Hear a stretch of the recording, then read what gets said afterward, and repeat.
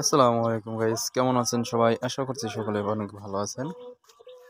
দেখতে পাচ্ছেন ছাদ বাগানে, এখানে ছাদে অনেক আগে আমি এখানে কিছু গাছ লাগিয়েছিলাম। এখানে ড্রাগন গাছ দেখতে পাচ্ছেন, এখানে অ্যালোভেরা গাছ, এখানে আপনার ডালিম গাছ, বিভিন্ন গাছ লাগিয়েছিলাম। এগুলো সব বেশিরভাগই মারা গেছে। এখানে আবার আরেকটা গাছ লাগিয়েছি, এটা সম্ভবত মিষ্টি কুমড়া গাছ হবে, এরকম কোন একটা, এটা আমি লাগাইনি। আর এখানে হচ্ছে আপনার বেগুন গাছ, গোল বেগুন যেটা আছে, এই গাছটি লাগিয়েছিলাম।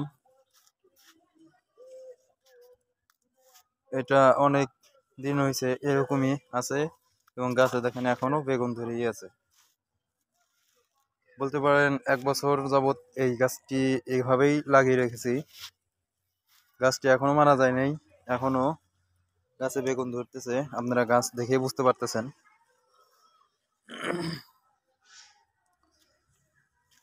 তবে আজকের ভিডিও করার মূল উদ্দেশ্যটা হচ্ছে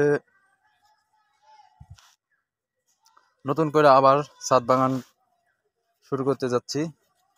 কিভাবে ছাদে নতুন করে আবার গাছগাছালি লাগানো যায়, কি কি গাছ লাগানো যায়। এই পাশে দেখতে পাচ্ছেন অ্যালোভেরা গাছ, এই যে অ্যালোভেরা গাছ আছে,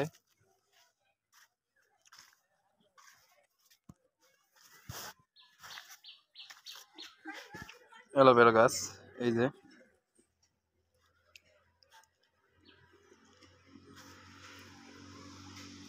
তবে ছাদ বাগান করলে যখন আমি রোপণ করি, প্রত্যেকটা ভিডিওতে আপনাদের দেখাবো কিভাবে ছাদ বাগান করতে হয় এবং আমি কিভাবে ছাদ বাগান করি।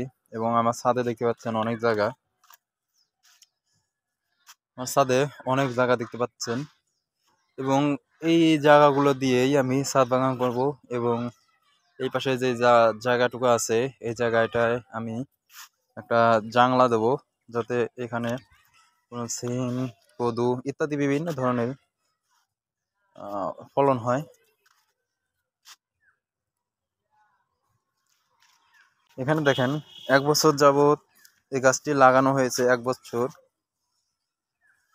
এখনো এটায় বেগুন ধরেছে। এটা গোল বেগুন, এটা গোল বেগুন নতুন করে আবার ধরেছে, কিন্তু গাছে কোনো ফুল নাই।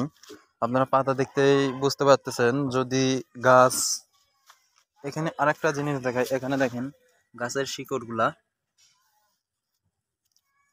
এখানে দেখেন গাছের শিকড় গুলা, এই শিকড় গুলা দেখে বোঝা যাচ্ছে অনেক আগে লাগানো গাছ। এছাড়াও আপনারা এখানে দেখতে পাচ্ছেন ডালিম গাছ, বেশি দেরি নাই, আর অল্প কয়েকদিন মধ্যেই এই গাছে ডালিম ধরতে শুরু করবে। এবং আরো কিছু ডালিম গাছ আছে, সেটা আমি নিচে লাগিয়েছি, পরবর্তী ভিডিওতে দেখাবো ডালিম গাছটি কেমন হয়েছে, ওই ডালিম গাছ। এবং ওই ডালিম গাছটি নিচে যেটা লাগিয়েছি ওইটা অনেক বড় হয়ে গেছে, আমার থেকে বড় হয়েছে ওই ডালিম গাছটি।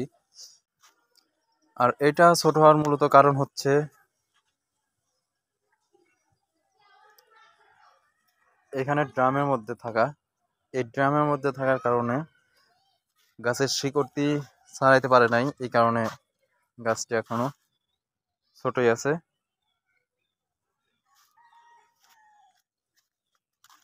এখানে দেখেন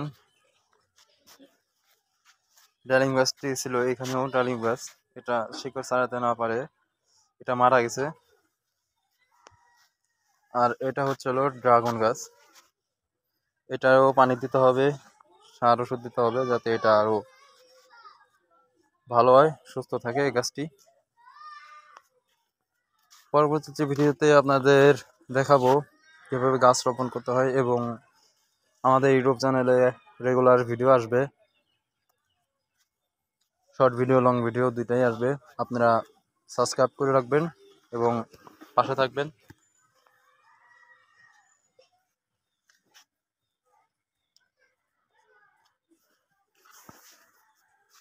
তো আজকের ভিডিও এ পর্যন্ত, সকলে ভালো থাকবেন, সুস্থ থাকবেন, খোদা হাফেজ।